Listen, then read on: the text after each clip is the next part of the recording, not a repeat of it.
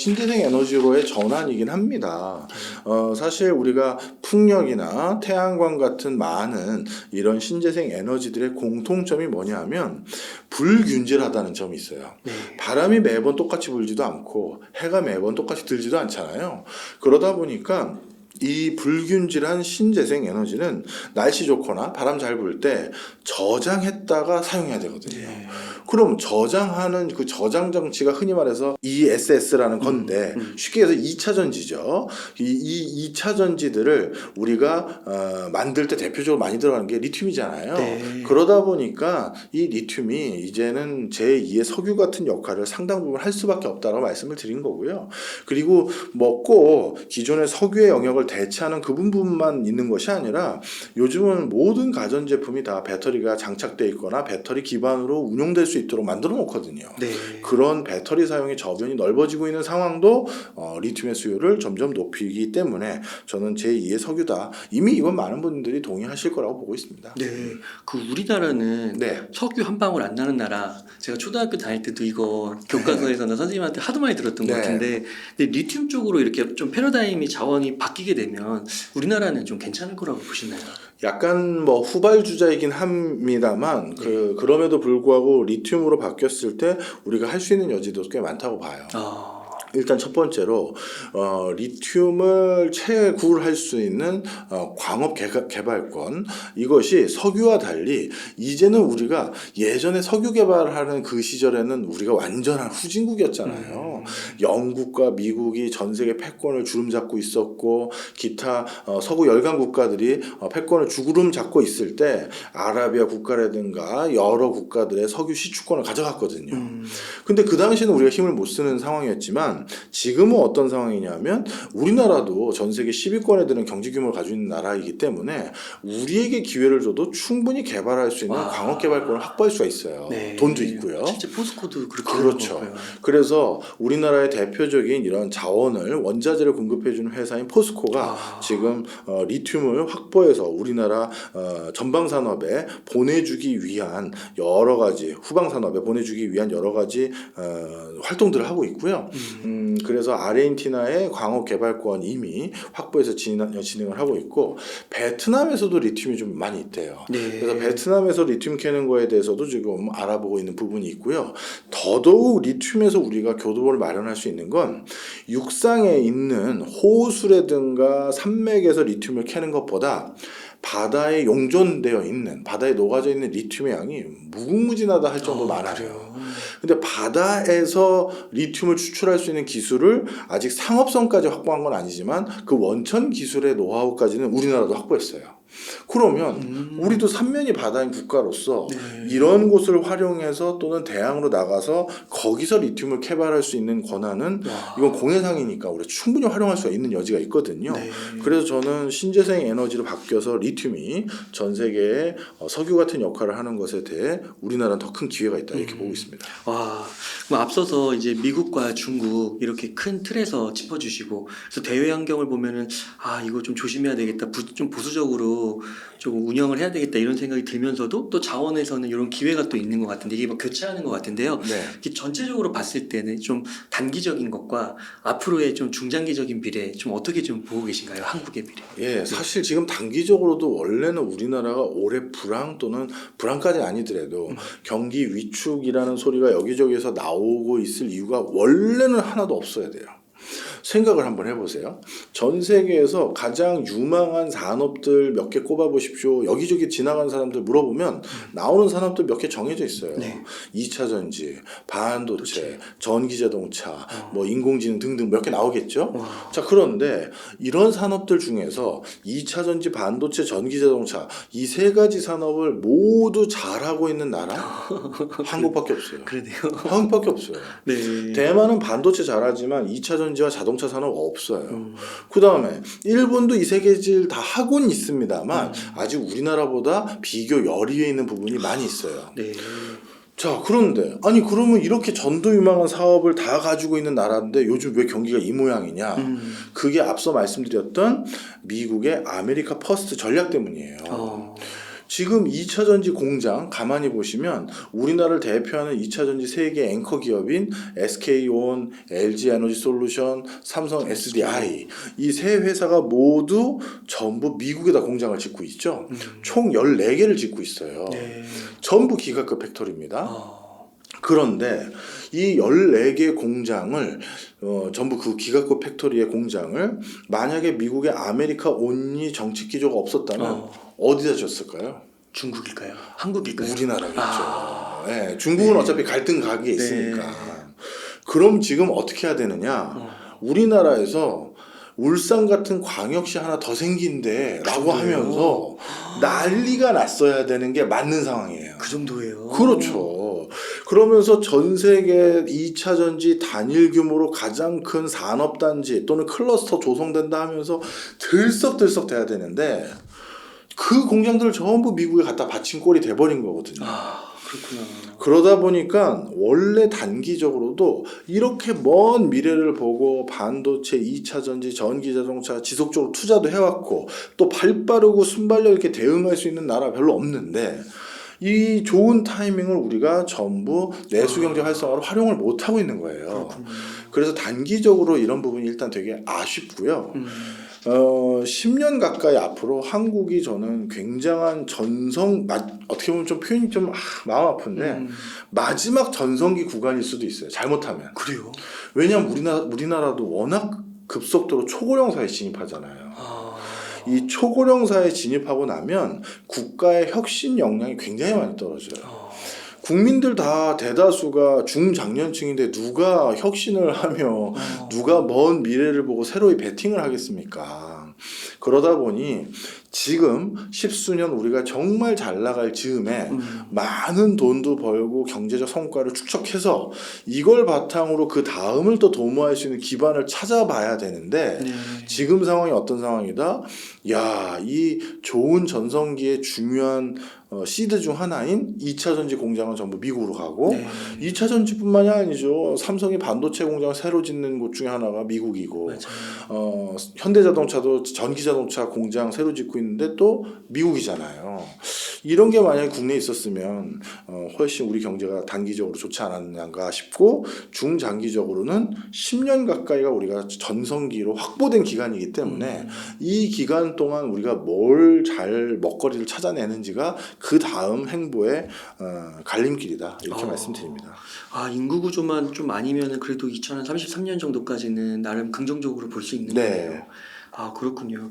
그 교수님께서 책에서도 이게 말씀하시듯이 정말 세계 곳곳을 거의 60개국을 이렇게 방문을 하셨는데 세계 곳곳을 다니시면서 어떤 국가에 갔을 때 우리나라가 저런 거를 조금 배우고 교훈으로 익히면 앞으로 조금 더 뭐 전성기를 더 늘릴 수도 있겠다. 뭐 그런 포인트들이 좀 있으셨을까요? 사실 뭐 여러 가지 우리가 이제 어떤 길을 국민들의 합의 아래 선택하느냐에 따라 달라지긴 할 거예요. 근데 또 한 가지 우리가 가능성이 있지 않아 보일까라고 싶었던 곳이 사실은 저는 홍콩이었어요. 홍콩은 이제 금융산업의 이제 그 어떻게 보면 대안으로 금융업이라는 걸 바탕으로 전 세계에서 또 가장 높은 국민소득을 보였던 국가 중에 하나이지 않겠습니까? 근데 우리나라도 이제 자본 여력이 굉장히 높아진 국가가 됐어요. 그러다 보니까 예전에는 돈이 없었기 때문에 물건 생산하고 뭘 만들어 팔지 이 고민만 했다가 이제는 돈이 좀 있기 때문에 투자를 해서 성과를 낼 수도 있거든요. 우리가 돈 없을 때는 근로소득이지만 돈 있고 나면 투자소득이잖아요. 그렇죠. 국가도 그래요. 똑같이. 우리가 이제 그 반열에 지금 올라왔는데 그럼 투자를 잘하는 나라들 가만히 봤더니 홍콩이 그래서 참 쉽게 얘기해서 잘 먹고 잘 살더라고요. 그래서 우리나라도 홍콩처럼 좀 금융 강국이 되는데 좀 관심 있으면 어떨까 이런 생각도 가져봤었고요. 그다음 또 한 가지는 그냥 완전히 이 새로운 어떤 삶의 방식을 추진하던 나라들이라고 할 수 있는 게 이제 스페인이라 이런 나라들인데 이런 나라도 뭐 제조로서 뭔가 물건을 잘 만들고 이런 역량은 사실은 없어요. 근데 디자인, 패션 이 부분에서 아주 높은 성과를 내요.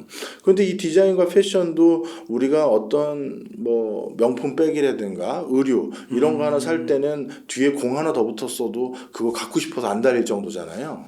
근데 우리나라도 이제 문화 콘텐츠 강국이다 보니까 네. 이런 것들을 같이 맞물려서 잘 활용하면 그런 산업에서도 교두보를 만들 수 있지 않을까 이런 생각도 많이 가져봤죠. 아, 그렇군요.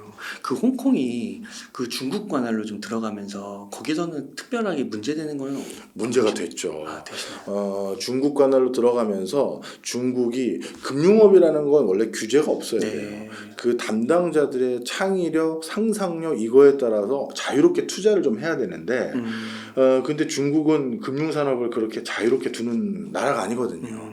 근데 홍콩에 있던 금융회사들은 과거 영국의 지배 아래 있었고 중국이 일국 양제를 하겠다라는 믿음 아래 거기서 활동을 했던 건데 중국 본토의 입김이 점점 높아지면서 이거 여기서 비즈니스 하기 쉽지 않겠다 생각을 한 겁니다.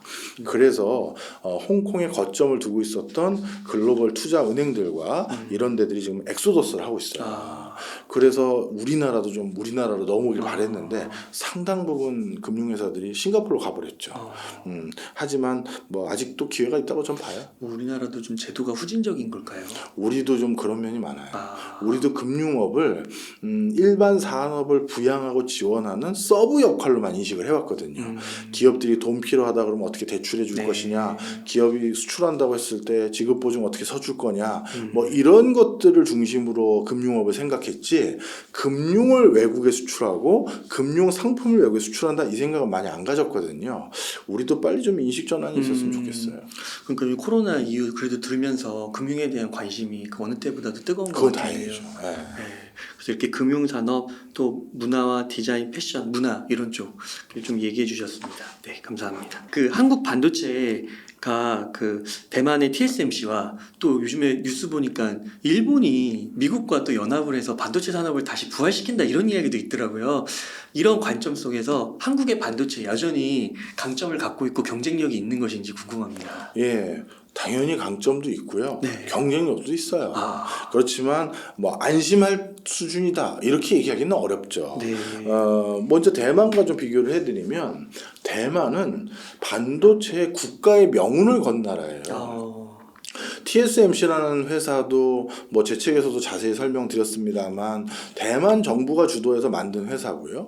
그리고 TSMC뿐만 아니라 대만의 반도체 생태계가 원활하게 가동되기 위해서 그냥 쉽게 해서 대만이라는 나라가 반도체 주식회사예요. 그러니까 예를 들어서 외국에서 갑자기 TSMC에 발주를 한다, 아니면 TSMC에 뭘 위탁한다, 근데 TSMC가 이걸 제대로 커버를 못한다, 아니면 못할 상황이다. 그러면 그걸 벌충하기 위해서 UMC라는 회사가 대만에 또 있어요. 근데 이 UMC라는 회사, TSMC라는 회사는 쉽게 얘기해서 반도체 생산의 모듈과 프로토콜을 상당히 많이 일치시켜놨어요.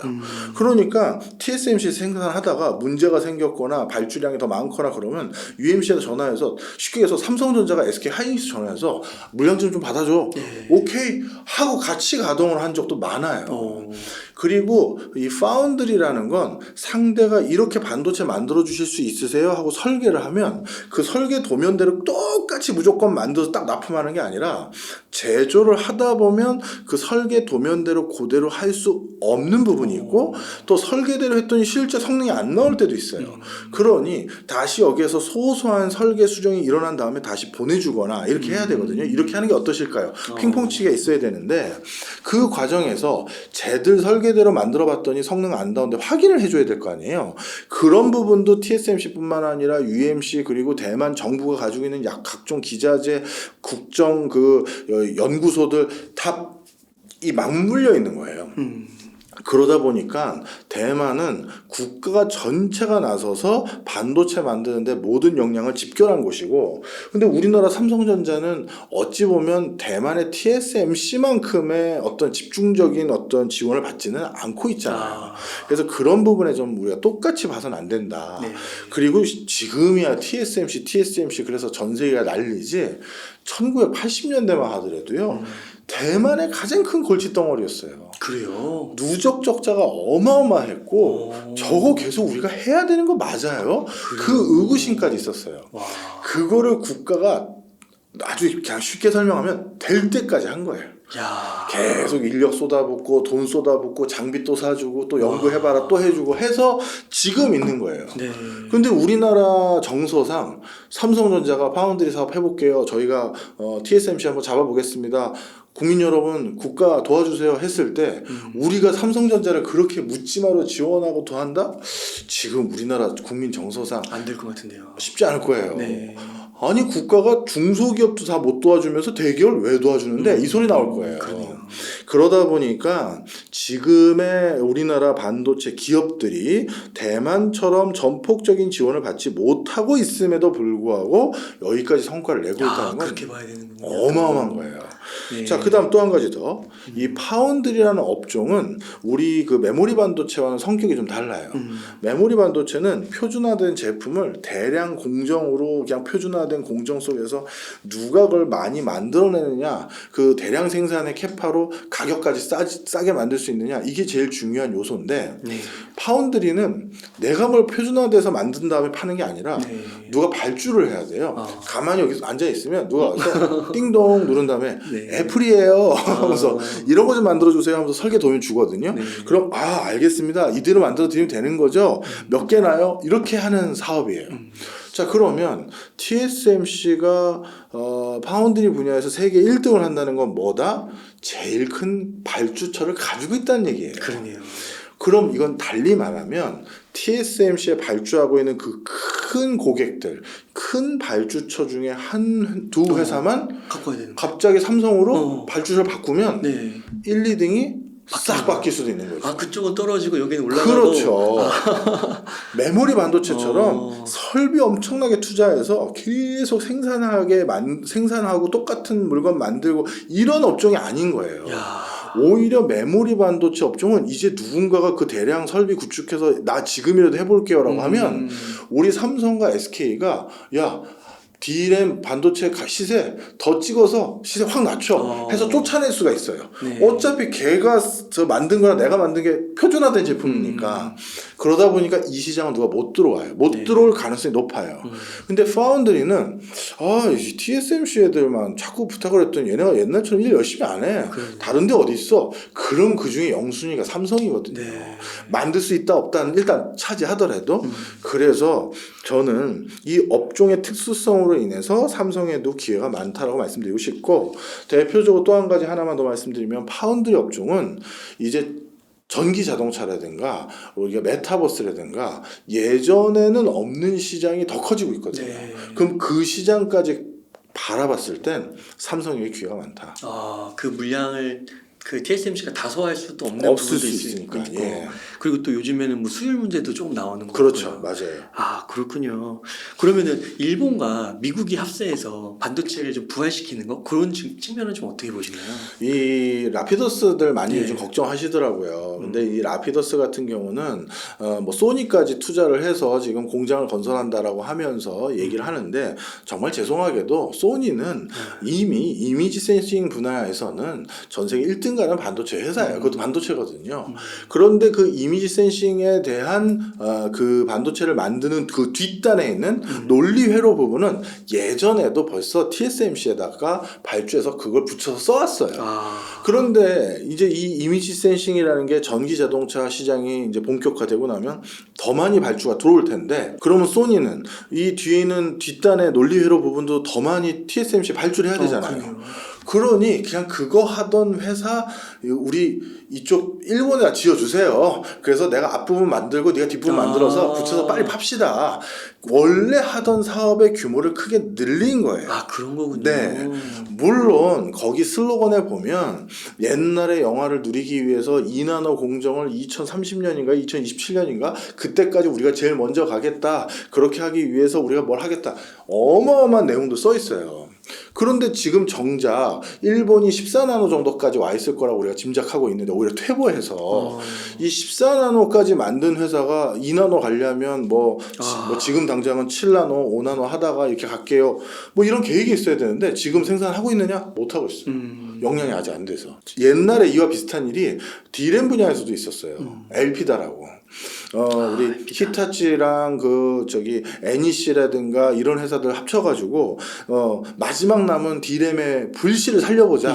그래서 엘피다를 일본으로 따지면 우리로 따지면 산업은행이죠. 그 국책 정책자금까지 동원해서 회사 하나로 통합해서 니들이 해봐. 이제 우리가 정권을 줬고 이제 니네밖에 남은 게 없어. 연합군을 만들어 줬어. 딱 했는데 엘피다도 결국 문 닫았잖아요. 네.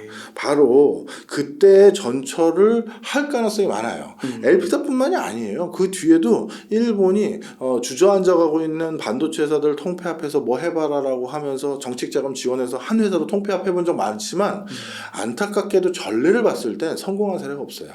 그래서 이번 엘피다도 저는 사실 그렇게 긍정적으로 보지는 않습니다. 아, 그러시군요.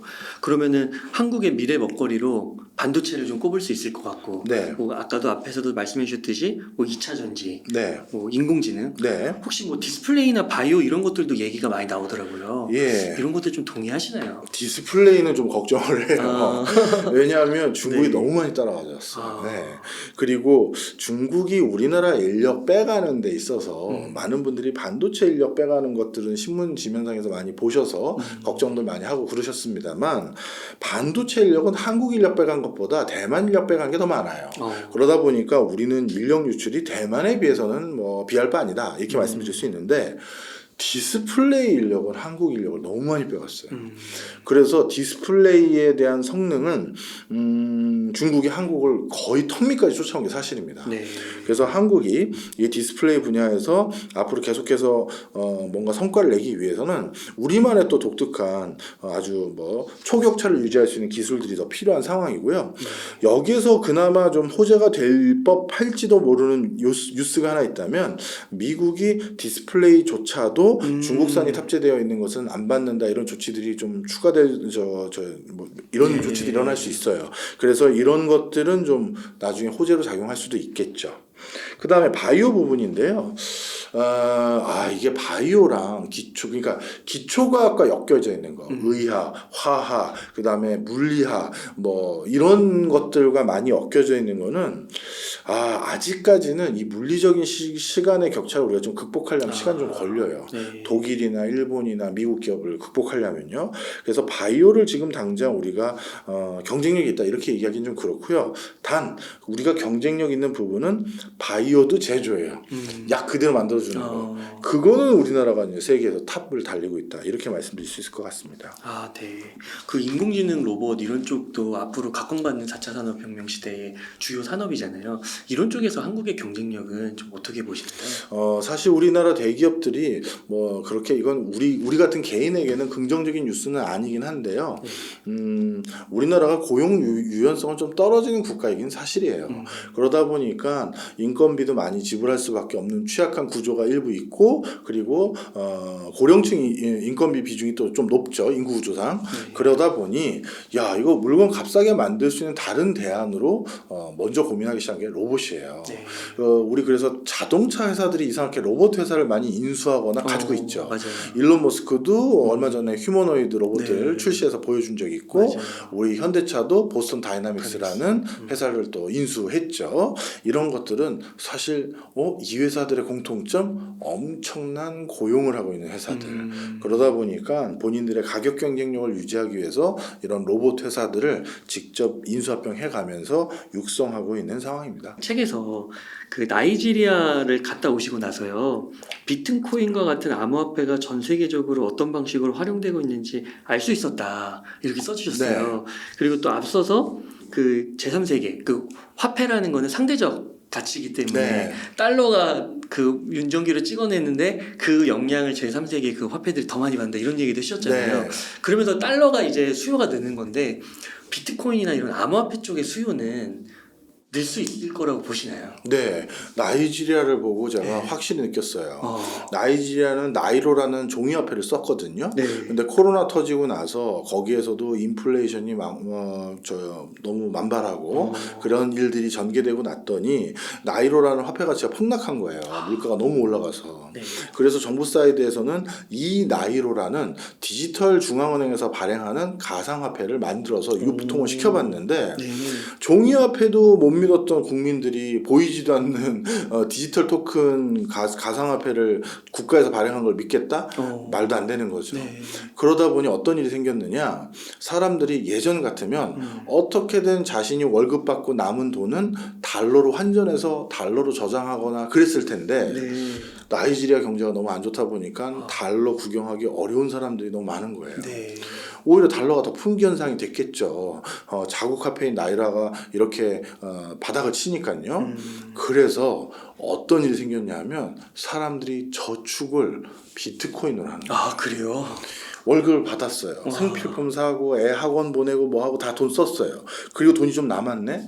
야, 이걸 그러면 내가 은행에 나이로로 바꿔서 거기서 저축을 할까? 그럼 다음 달엔 이거 가지고 쉽게 얘기해서 물 한 병 못 사요. 그럼 이제 이 돈 어떻게 하면 좋을지? 달러로 환전하면 좋은데 달러 좀 구하려고 했더니 없어. 그러니 남은 수단이 하나 생겼네. 네. 비트코인. 상대적으로 자국 화폐 가치보다 안전한 거예요. 비트코인이. 위안화 막 이런 건 안 되나 보네요. 위안화도 구경하기 쉽지가 않거든요. 아, 그래서 그렇구나. 달러도 보기 힘든데 위안화라는 건 뭐. 하여튼 그래서 그 비트코인으로 저장하고 야. 비트코인으로 서로 결제하고 네. 이런 일이 생긴 거예요. 그래서 나이지리아를 보면 세 가지 화폐가 유통되고 있어요. 달러, 비트코인, 원래 본인들의 화폐인 나이로. 이렇게 세 가지 화폐가 유통되는 나라의 모습을 봤는데 이게 아프리카 여타 국가도 비슷하더라고요. 그래요? 네. 특히 음성적인 비즈니스 하는 사람들 있죠. 납치를 해서 돈 달라고 한다든가. 나이지리아는요, 납치 수준이 일상적인 수준이 아니에요. 여중 중학생 전원을 납치해요. 350명을 통째로 납치를 해요. 진짜요?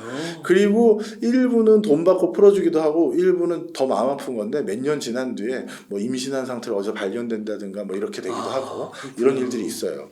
그런데 예를 들어서 당신 딸을 납치했어. 돈을 입금하시오. 그런데 어디서 얼굴 보고 제가 받아가겠어 하면 잡힐 가능성이 많잖아요. 그렇죠. 달러로 어느 계좌에 입금해 주십시오. 추적받을 가능성이 많겠죠. 비트코인으로 달라는 거죠. 그렇군요.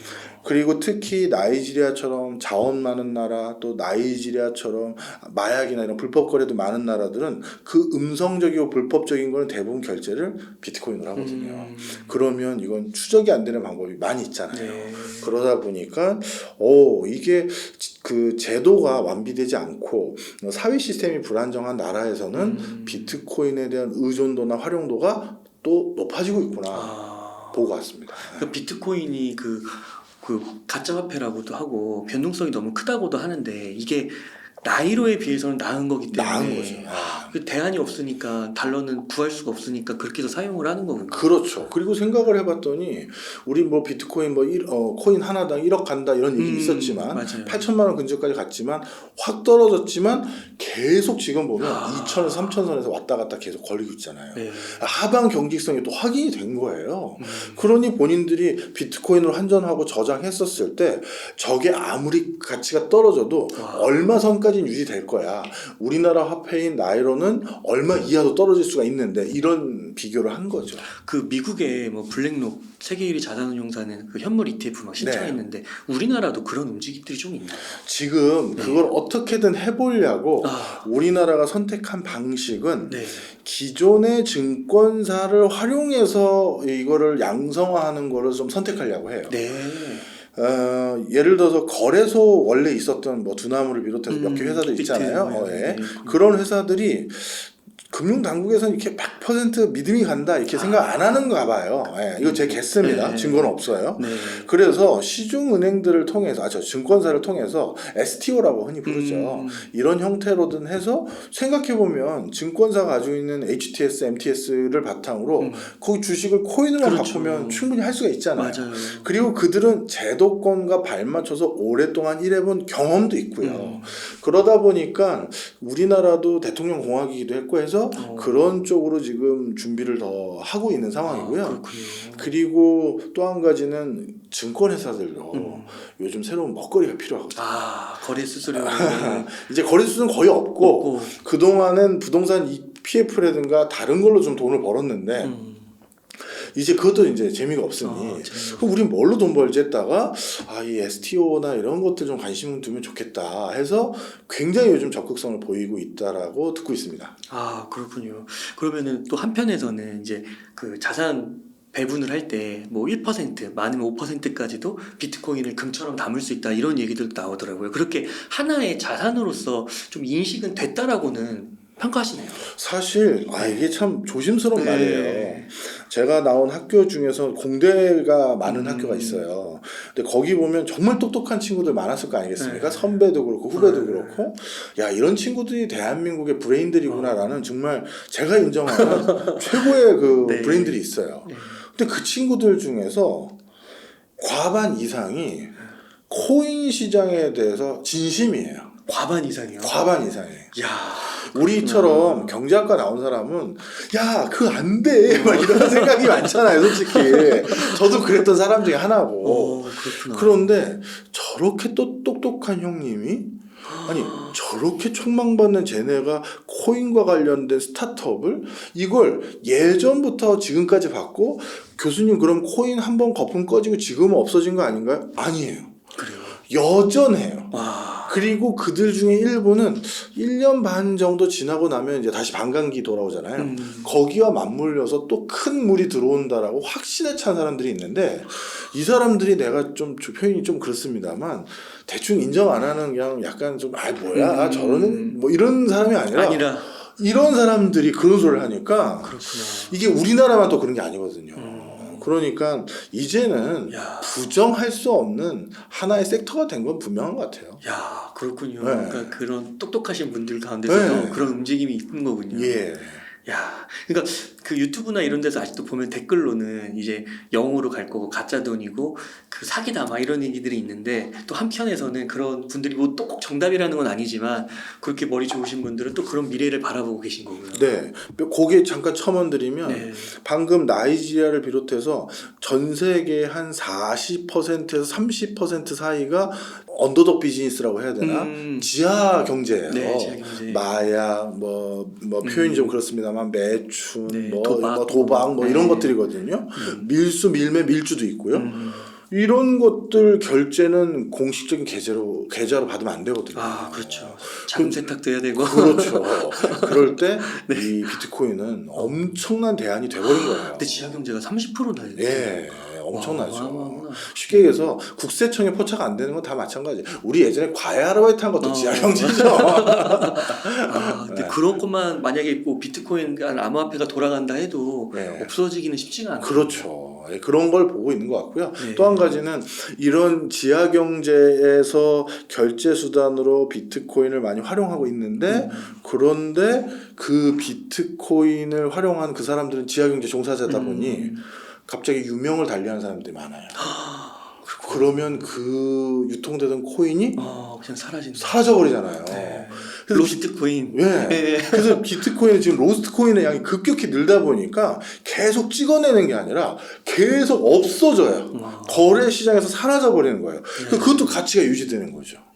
아주 특이한 일이죠. 그러니까 그 지하 경제를 물 위로 드러내는 거는 맞긴 하지만 인간의 그런 현실 속에서는 어쩔 수 없이 존재하는 부분이 있는 거고 막 그걸 도덕적인 선악으로 막 얘기할 수는 없는 거잖아요. 그리고 웃긴 게요. 네. 정부들도 이용을 해요, 이제. 아. 대표적으로 러시아 정부가 미국 정부를 해킹하는 일을 해커들에게 시켰잖아요. 그리고 결제를 뭘 했냐면 비트코인으로 했어요, 러시아가. 네. 해커들도 원하고 본인들도 이게 추적을 덜 받을 것 같으니까. 그런데 미국이 그걸 어떻게든 찾아내서 또 어떻게 했느냐. 네. 국민들에게 발표했어요. 러시아가 우리 미국과 관련된 기관 시설을 해킹하는 대금으로 결제했던 비트코인, 그 해커들에게 지불했던 그 비트코인의 계좌를 우리가 털었다. 미국이 또 턴 거예요. 막았다. 그래서 대금 결제가 제대로 이루어지지 않도록 조치했다. 이렇게 발표한 적이 있어요. 네. 그러니까 이게 뭐 국가들이 단속하라고 하더니 국가가 급할 때는 또 그걸로 자금 결제해버리고 지금 그런 상황이네요. 네. 굉장히 흥미로운 것 같습니다. 교수님 끝으로 예. 부동산 안 여쭤볼 수가 없는 게 네. 교수님께서 말씀해주신 그 앞으로 양극화 형상이라든지 그런 것들이 되게 지금까지는 되게 잘 맞아 들어가는 것 같아요. 네. 그리고 부동산 상반기는 하락했지만 또 어느 정도 상승 이런 분위기가 나와서 꼭 꼭 한번 여쭤보고 싶은데요.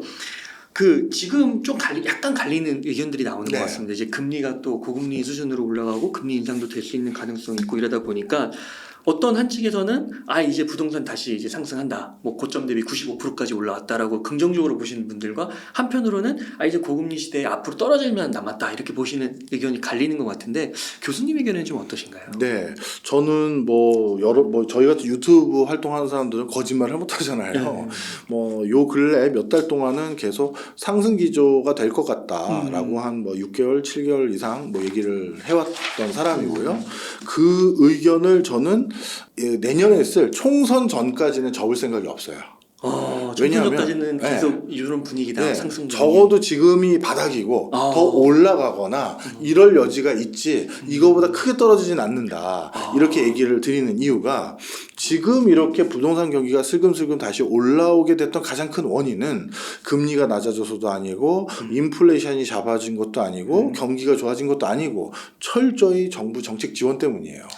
특례 보금자리론 그리고 깡통 전세 대란 생기니까 전세재건 반환 대출 론 그다음에 또 신규 주택 장만하는 사람들 역차별 당하는 거 아니냐 했더니 50년 만기 주담대 이런 것들로 집 살 수 있게 부양을 해왔어요. 이것은 왜 그러냐면 적어도 선거 앞두고 부동산 경기를 꺼트리지는 않겠다. 그렇다고 더 올라가는 걸 원하지도 않는 것 같아요. 부동산이 너무 뜨거워질 법하니까 특례 모금자리론 줄였고요. 그다음에 50년 주담대도 창구에 가서 상담 받으려다 보면 대상자의 아니다라고 체크될 가능성이 훨씬 높아지도록 시중은행에 지침 내려갔어요. 그래요? 네. 그래서 당초 계획한 것보다 대상자를 줄였어요. 이게 무슨 얘기다? 불붙게 할 생각도 없다는 거예요. 그러니까 쉽게 얘기해서 집 가진 유권자가 60%인데 이 60% 사람들의 표심 훼손하지 않으면서 그런 다음에 집값을 더 올리면 집 없는 사람들의 표심도 화가 나는 거잖아요. 그러니까 이 선을 마지막으로 당분간 유지했으면 좋겠다라는 거예요. 그럼 이 선을 계속 유지하다 보면 몇 년 동안 물가는 계속 조금씩 오를 거 아니겠습니까? 그럼 결국 어떻게 된다? 갑자기 급등했던 효과가 다 상쇄돼 버릴 거 아니겠습니까? 결국 물가 올라가면 연평균 얼마씩 부동산 올라가는 게 적정했지 그 수준으로 수렴할 테니까요. 그래서 그걸 희망하는 논조인 것 같아요. 물론 정부의 정책이 항상 성공한 거 아니긴 하지만 적어도 요번에 그 부동산과 관련돼서 의사결정하는 공무원 실무자들은 좀 기민하게 움직이는 것 같아요. 특례 보금자리론 이것 때문에 부동산 좀 타오르는 것 같은데 50년 주담대 때문에 좀 많이 타오르는데 야 그럼 꼭지 잠궈 하면서 좀 확 잠글 줄도 알고 그래서 제 생각에는 총선 전까지는 지금의 정책 기조가 목표로 하는 게 어느 정도 달성될 가능성이 많아 보인다. 근데 총선 뒤부터는 부동산 경기에 대해서 우리가 다시 한번 점검해야 된다. 그래요? 이제 정부가 계속 지원해야 될 유인이 좀 많이 떨어졌죠. 이제 선거 끝났으니까. 그럼 오히려 해야 될 건 이번 정권의 대통령으로서 아니면 정부의 일원으로서 업적을 남겨야 된단 말이에요. 어차피 대한민국은 연임 없어요. 그렇죠. 그러면 내 당대에 업적 남기자 우리나라의 모든 업적의 뒷단어는 구조조정이라는 게 붙어요. 연금 구조조정, 부동산 구조조정, 공기업 구조조정 막 이거잖아요. 이런 구조조정을 하면서 경기를 좋게 만든 적은 없죠. 그러다 보면 총선 뒤에 저는 부동산 경기는 그때쯤 저도 다시 한번 다른 견해를 드릴 가능성이 높다. 그때는 진짜 와서 이제부터 저는 당분간은 좀 더 떨어질 수도 있을 것 같습니다. 얘기할 수도 있죠. 그렇군요. 선거 전후로 이렇게 그러니까 그 교수님께서 정부기관의 자문을 굉장히 많이 하시잖아요. 그래서 이런 소식들은 어디서 들어보지 못할 것 같은데요. 쉽게 이런 얘기는 굉장히 흥미롭네요. 고맙습니다. 그러면은 선거까지 하면 앞으로 한 6개월? 그 정도 남았죠. 그거 좀 지켜보면 좋겠네요. 네, 저는 그래서 선거 전까지는 그냥 지금 상태 현황 유지 그리고 선거 뒤는 이제 양쪽 정당에서 부동산 관련한 공약은 어떻게 나올지 그리고 정부의 정책 기조가 어떻게 될지 발표가 아직 안 돼서 저도 전망은 안 하고 있습니다만 사실 약간 흐름은 긍정적으로 보진 않아요. 이렇게 해서 교수님 진짜 책의 제목 세계 지도를 펼치면 돈의 흐름이 보인다처럼 정말 미국, 중국, 중동, 아시아 나이지리아까지 정말 세계 일주를 한 것 같은데요. 언제 같이 한번 가요. 그 김광석 교수님하고 몽골 한번 갔다 오셨다고요? 아, 같이 갔었어요. 네. 네, 몽골도 궁금해 하시더길래 네. 그쪽도 제가 아는 지인이 있어서 같이 네. 갔는데 워낙 그분도 전문가시라서 그런지 네. 금방 또 파악하시더라고요. 네. 그래서 훗날에 꼭 교수님과 네. 한번 동행하는 걸 꿈꿔보면서 네. 우선 이 세계 지도를 펼치면 돈의 흐름이 보인다로 먼저 그 즐거움을 맛보겠습니다. 알겠습니다. 시청자님들께서도 오늘 굉장히 유익한 시간 되셨을 것 같고 또 이렇게 부동산까지 맥을 좀 짚어주셔서 감사드립니다. 그러면 교수님 끝으로 시청자님들께 강조하고 싶으신 말씀이나 하고 싶으신 말씀 있다면 부탁드리겠습니다. 네, 아마 여기 뭐 우리 옹달채빵 이제 그 시청하시는 분들 중에서는 재무적으로 큰 성과를 내신 분도 계실 거고 조금 아직까지 주춤하시는 분도 계실 거라고 생각이 듭니다. 그런데요, 큰 성과를 냈던 주춤했던 간에 그 가장 큰 이유는 예전에 내가 이 방법으로 잘 됐는데 지금 왜 안 되지? 이런 분들이 많으실 거예요. 그 이유는 내 투자 방법에 문제가 있는 게 아니라 세상이 바뀌었기 때문이에요. 네. 판이 바뀌었는데 옛날 방법을 고수하니까 거기에서 문제가 생길 때가 많거든요. 그러다 보니까 저를 비롯한 모든 경제 전문가들은 어쩔 수 없이 말을 바꿔요. 상황이 바뀌었으면 그렇죠. 전망이 바뀐 당연한 거죠. 거죠. 그래서 그 변화를 잘 읽어야 되는데 그래서 오늘 강의도 오늘 저 이런 뭐 우리 대화도 그런 변화를 읽는데 도움 되셨으면 하는 바람이고 제 책도 그런 변화를 좀 읽는데 도움 되셨으면 하는 바람에 이렇게 집필하게 됐습니다. 타이밍도 너무 적절한 것 같습니다. 보통 고맙습니다. 이맘때쯤에 그 내년 트렌드 예, 관련된 책들 그렇게 많이 하네요. 맥을 딱 짚는 건데 네. 이 책으로 맥을 잡아도 굉장히 좋을 것 같습니다. 고맙습니다. 네, 교수님 감사합니다. 이렇게 해서 세계 지도를 펼치면 돈의 흐름이 보인다에 박정호 교수님을 모시고 이야기를 나눠봤습니다. 긴 시간 동안 유익한 인사이트 많이 나누셔서 감사의 말씀드립니다. 오늘 고생 많으셨습니다.